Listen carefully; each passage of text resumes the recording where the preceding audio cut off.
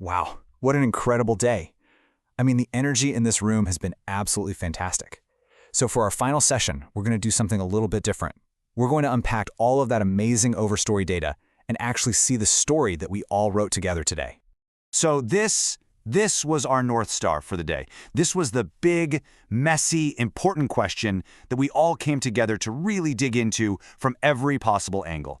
And honestly, you all delivered in a huge way. And get this, we had 32 different schools represented here today. I mean, just think about that for a second.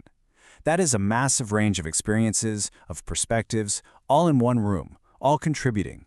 That's exactly what makes this conversation so rich. And with over 130 of you in the room, while the energy has been nothing short of electric, the insights, the ideas that were just flying around, that's all because of you. So thank you. You know, we wanted to do more than just talk today. We wanted to build something together. And that's why we tried this Overstory experiment. It was our way of capturing all these different conversations and weaving them into one powerful story about where we are right now. All right, so after all that talk, after all the data was collected and crunched, what was the one big idea that floated to the top? What's our collective headline for the day? This is what it all boils down to. And I want to be clear. This isn't our statement. This is yours. This is what you built together.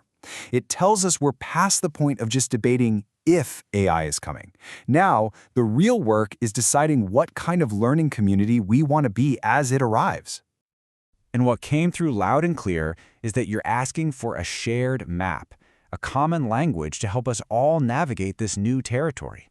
A way for everyone, whether you're an early adopter, a bit of a skeptic, or somewhere in between, to move forward together.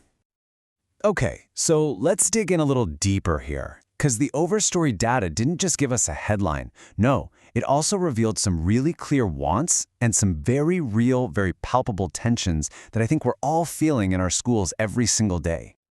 I love this slide because it so perfectly sums up what you're all looking for. You want durable principles, not brittle rules that'll break tomorrow. You want to anchor everything in human connection. You want to actually know if what we're doing is working. And you want concrete, practical stuff you can use in the classroom on Monday. It's the whole journey, from the big why right down to the how.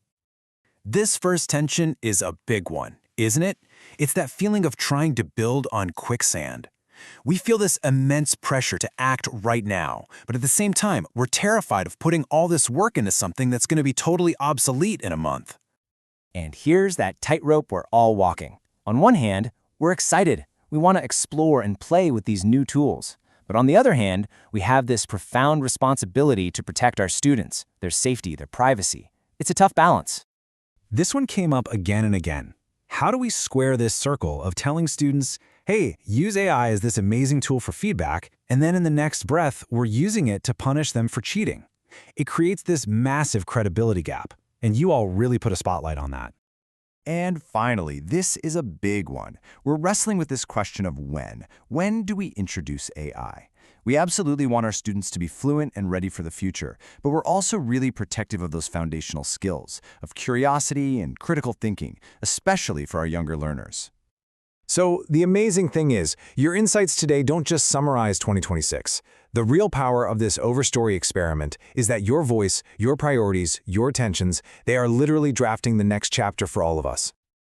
Which leads to the big question, right?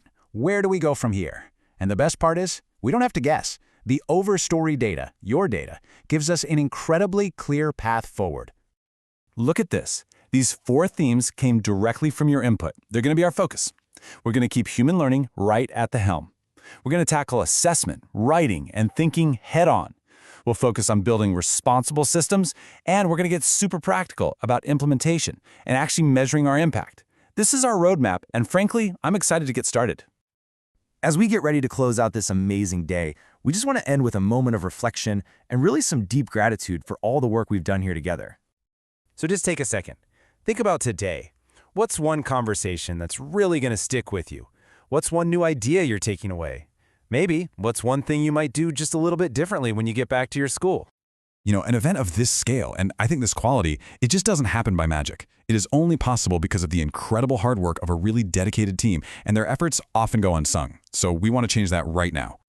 Please join me in a huge round of applause for the amazing team that made today possible. Sarah Craig, Jeremy Barr, our fantastic conference chair, Garth Nichols, and Larissa Tyson. Thank you to them, and most importantly, thank you to all of you for being here, for sharing so generously, and for helping us write this story together. The work starts now. Let's go build the future of learning. Travel safe, everyone.